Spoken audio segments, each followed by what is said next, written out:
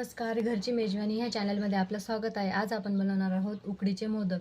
त्यासाठी मी हे इंद्रायणी तांदूळ घेतले, ते स्वच्छ धुवून घेतले आणि फॅनखाली वाळून घेतले आणि यात थोडेसे साबुदाणे घेतले।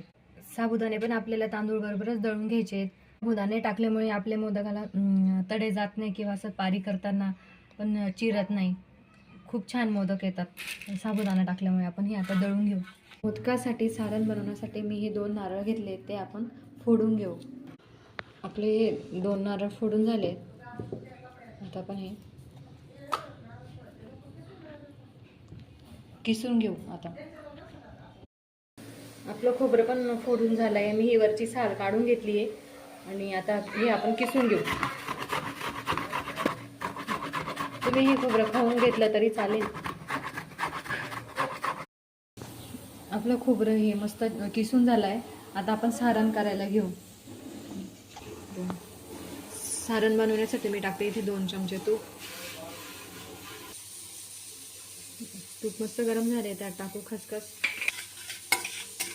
खसखसला छान असा लाल रंग येऊ द्यायचा आहे थोडासा, काय कलर। आता आपण त्याच्यात टाकू किसलेलं खोबरं। 1 वाटी खोबरं टाकलंय।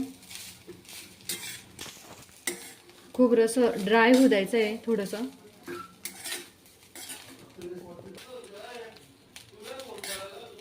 खोबरं असं पूर्ण ड्राय झालंय। आपण आता त्यात गूळ घालूया। मी 1 वाटी खोबरं किसलेलं खोबरं घेतलं होतं, तर मग आता पाऊण वाटी गूळ टाकते।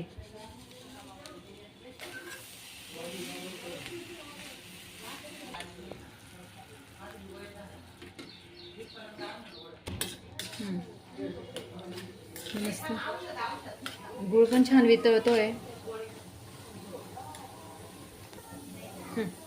आता आपण त्यात टाकूया वेलची पूड, बदाम, काजू आणि थोड्याशा चारोळ्या। आपल्याला असं हे मिक्स करून घ्यायचं आहे। हे सारण असे ड्राय होईपर्यंत आपल्याला हलवत राहायचं आहे। आपलं सारण बनवून तयार झालं आहे। आपले तांदूळ आणि साबुदाण्याची पिठी दळून तयार आहे। आता आपण पीठ तयार करायला घेतलंय। 2 कप पिठी भरली आहे, तर 2 कप पाणी। 2 कप पाणी घ्यायच्या ऐवजी मी 1 कप पाणी आणि 1 कप दूध घेतलंय। दूध टाकल्याने पीठ असं मऊसूत होतं, पांढरे शुभ्र पण दिसतात मोदक। त्यात घालूया 1 चमचा तूप आणि थोडंसं चवीपुरता मीठ घालायचं आहे।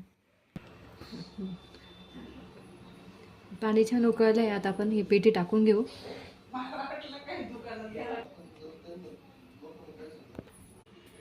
2 मिनिटं झाकून ठेवून घेऊ।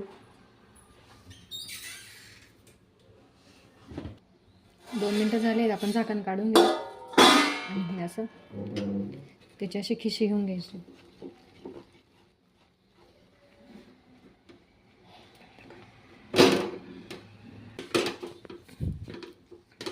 पीठ छान झालंय। आता आपण हे ताटात काढून घेऊ।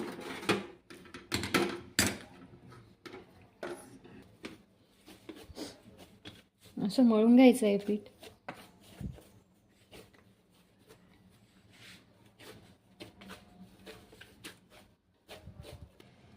गोळा तयार केलाय। आता आपण त्याची पारी बनवून घेऊ।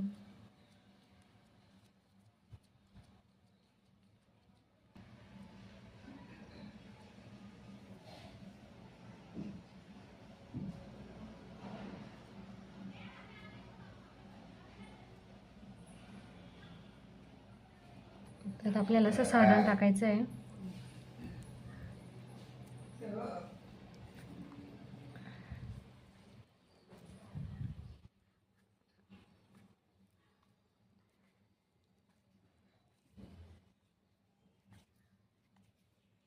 आपला असा छान असा मोदक बनवून तयार झालेला आहे। आपल्याला असेच एक एक करून सगळे मोदक तयार करून घेऊ आपण। आपले सगळे मोदक बनवून तयार झाले आहेत। आपण यांना असं ठेवून देऊ वाफवण्यासाठी.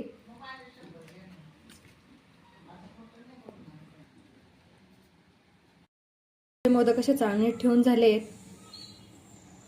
आणि आता हे आपण वाफायला ठेवूया. इथे पाणी गरम झालंय, मध्ये एक स्टँड ठेवलंय. आता आपण ही चाळणी अशी ठेवून घेऊ आणि हे असे 5-10 मिनिटं आपण वाफवून घेऊ.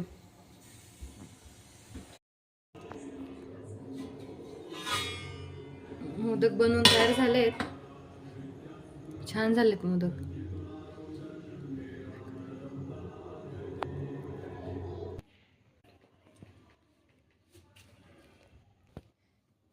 आपले हे मोदक बनवून तयार झाले आहेत. ही रेसिपी तुम्हाला आवडली असेल तर नक्की तुम्ही ट्राय करा.